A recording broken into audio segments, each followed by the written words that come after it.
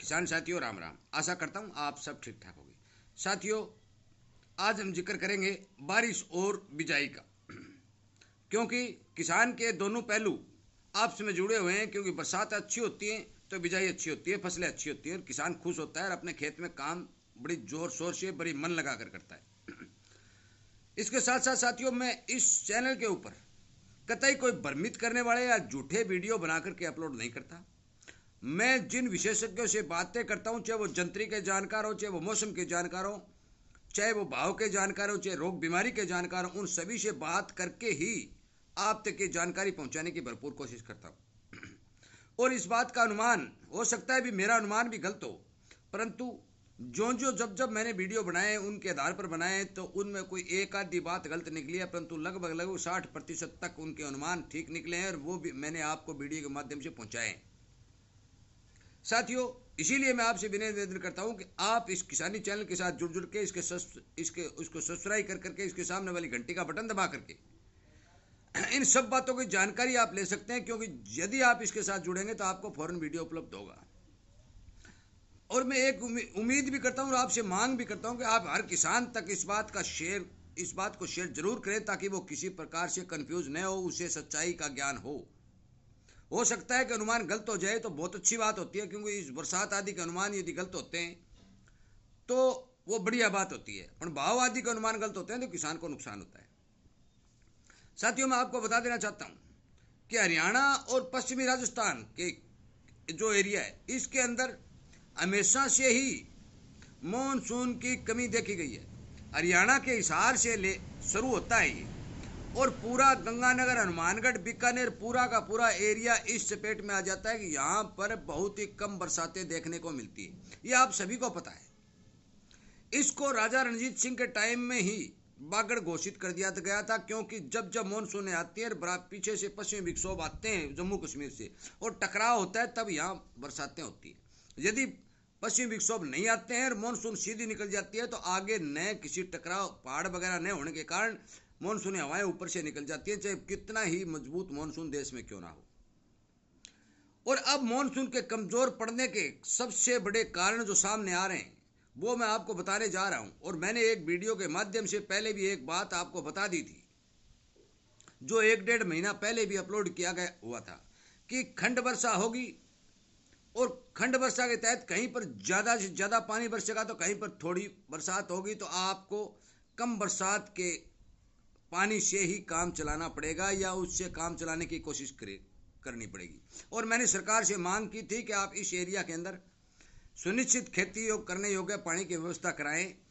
श्री वाजपेयी जी के जो अभियान नदियों का एकीकरण है, उसको गति दे करके, उसकी स्पीड बढ़ा करके किसान को खेती के लिए पानी उपलब्ध करवाया जाए। साथियों, मैं आपको बता देना चाहता हूं कि इस क्षेत्र के अंदर ज़्यादातर ग्वार, बाजरा, मूंग, मोठ और तिल की खेती होती है। कॉटन की भी खेती होती है। राजस्थान के एरिया में तो अब कॉटन की खेती बढ़ने लगी है। अब की बार साथियों, इन सभी जिनसों की खेती जो है प्रभावित हुई है, और सबसे ज़्यादा प्रभावित होने वाली खेती मैं आपको बता देना चाहता हूं कि ग्वार और नरमा की खेती जो है प्रभावित हुई है। क्यों हुई है? इसका सबसे बड़ा कारण, नरमा के अंदर तो गुलाबी सुंडी की मार होने के कारण किसानों ने बुआई ही कम की, और अब जो बुआई कर रखी है उसके अंदर भी बीमारियों का अटैक चलने के कारण किसानों ने नरमा की फसल को जमीन में रुड़ाना शुरू कर दिया।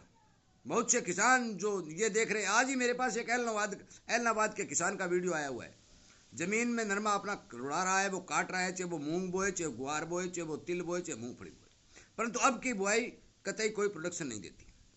बात रही ग्वार की, साथियों, मैं आज कम से कम 150 किलोमीटर का एरिया जो है एक रिश्तेदारी के तहत जाके आया हूँ।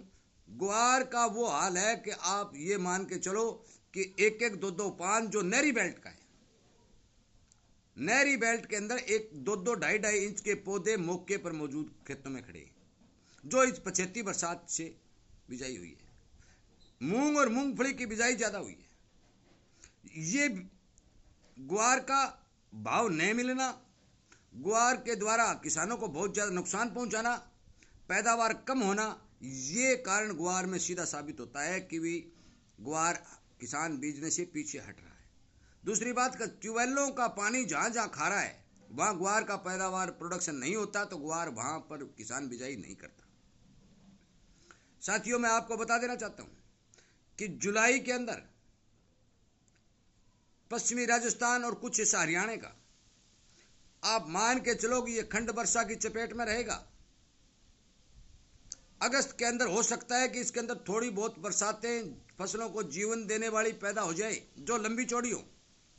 25 जुलाई से लेकर 10 अगस्त तक का जो बीच का टाइम है, उस टाइम के अंदर विदेशी साइडों के हिसाब से, विदेशी विशेषज्ञों के हिसाब से, जंत्री के हिसाब से इस एरिया में ठीक ठाक बरसात दिखाई जा रही है। बात रही बिजाई की, जिन किसान भाइयों ने पछेती बिजाई ग्वार की है, मूंग की है, मोठ की है, साथियों आप बुरा मत मानना, मैं ये बात आपको शंका के अनुमान के तौर पर कह रहा हूं कि उन बिजाइयों के अंदर पीड़ापन का रोग आना तय है।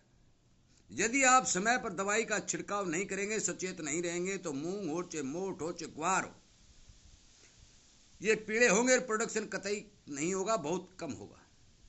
मैं आपको बता देना चाहता हूं कि बीमारी एक बार आने के बाद फसल के अंदर प्रोडक्शन है जो 25-30% तक घट जाता है और किसान का मुनाफा बीमारी खा जाती है। साथियों, बीमारियों का प्रकोप दिन ब दिन बढ़ता जा रहा है। इस प्रकोप को रोकने के लिए किसान को सचेत और सावधान होकर काम करना पड़ेगा।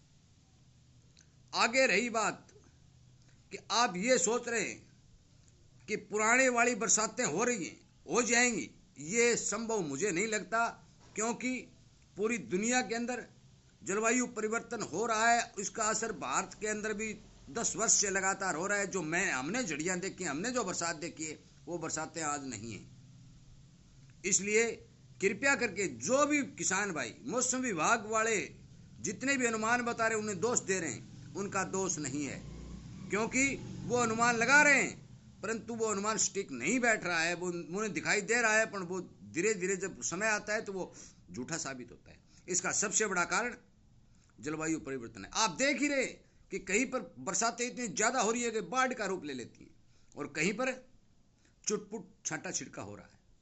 साथियों, जमीन पर पानी गिर जरूर रहा है, पर नियमित रूप से नहीं गिर रहा है, जिससे किसान को बहुत बड़ा नुकसान हो रहा है। मैं आपसे विनय निवेदन करता हूं, आपसे प्रार्थना करता हूं कि आप कम से कम पानी के अंदर अपनी फसलों को सुरक्षित रखने की कोशिश करें, बीमारियों से बचाने की कोशिश करें, और अपने खुद को कम पानी में खेती करने के अनुसार ढाल लें, क्योंकि अब आगे आने वाले टाइम में जो जो समय निकलता जाएगा, पानी की कमी होती जाएगी। यह आज की बात नहीं है, आगे आने वाले सालों में भी यही सिस्टम चलता रहेगा, क्योंकि पानी बचाना बहुत जरूरी था, परंतु पानी नहीं बचाया गया, पेड़ नहीं लगाए गए, और उनका असर आज धरती पर देखने को मिल रहा है। बिरानी क्षेत्र के किसान बेचारे मेरे भाई हैं, मैं उनकी बहुत ज़्यादा कदर भी करता हूँ। इतने ज़्यादा परेशान हैं कि पिछले दिनों आपने देखा भी होगा, पानी पीने का भी नहीं था, जीव जंतु मर रहे थे, गर्मी हताशा बेहताशा गर्मी पड़ रही थी। इन सब का कारण ये जलवायु परिवर्तन है। फसलों में रोग बीमारी जो हम सोच नहीं सकते थे, वो बीमारी आने लगी। सरकार मौन बैठी है। सरकार को इस बात से कोई मतलब नहीं कि किसान को पानी पहुंचाना है, किसान के खेत में बीमारी आ रही है, उसकी रोकथाम के लिए कोई दवा तैयार करनी है। साथियों, किसान को अपने स्तर के ऊपर काम करना पड़ेगा, सचेत होकर सावधान होकर काम करना पड़ेगा, ताकि उसकी फसल सुरक्षित रहे, उसके बच्चे भरपेट खाना खा सके।